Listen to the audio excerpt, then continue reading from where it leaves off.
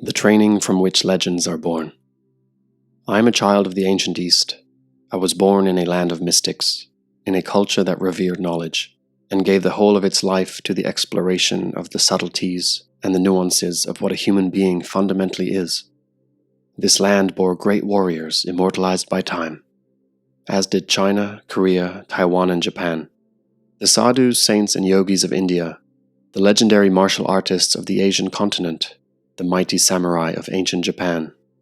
If you return to these countries today, you will discover an unfortunate commercialization of ideals.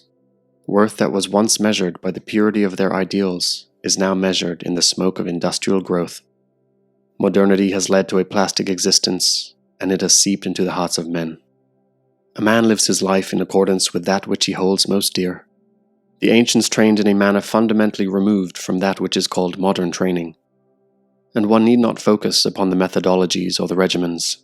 It would be far more wise to examine the impetus, the principle, and the uncompromising intentions which bore those regimens and methodologies. The training was approached not only from the standpoint of skill refinement, but of understanding the mind and exploring the fundamental nature of the human being. The foundation of the activity being pursued was not one of science, but of understanding, and what was being forged was not only a precision of skill, but of spirit. In many ways, the activity was simply an excuse to learn about one's mind and the manner by which to transcend it. And through this approach, legends were born. As I walk the fairways, the courts, and the fields of today, what I see more than anything else is people in need. Professional athletes, by virtue of the culture to which they have been continually exposed, look upon the game as a wishing well.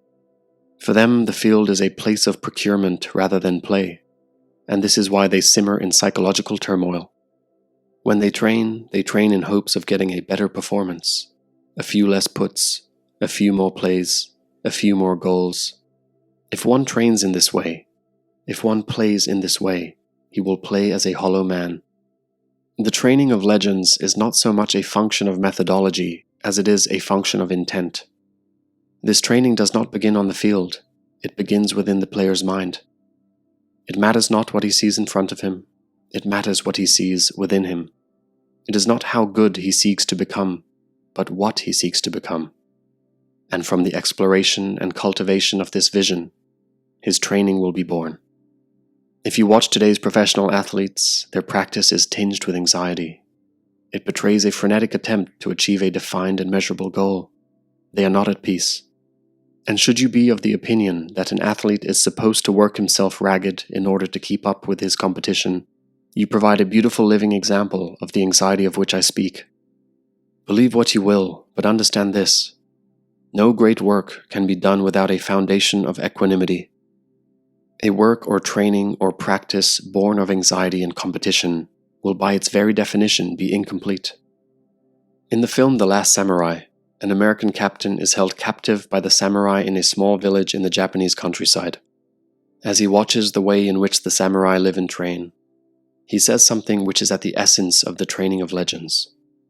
I have on many occasions returned to this clip as it resonates so completely with the full sum of my sensibilities, and it is also the sentiment that forms the very foundation of my work with clients and my very own children. The captain says, "From the moment they wake, they devote themselves to the perfection of whatever they pursue. I have never seen such discipline." Show me a man whose life and training is a living embodiment of this phrase, and I will show you a legend.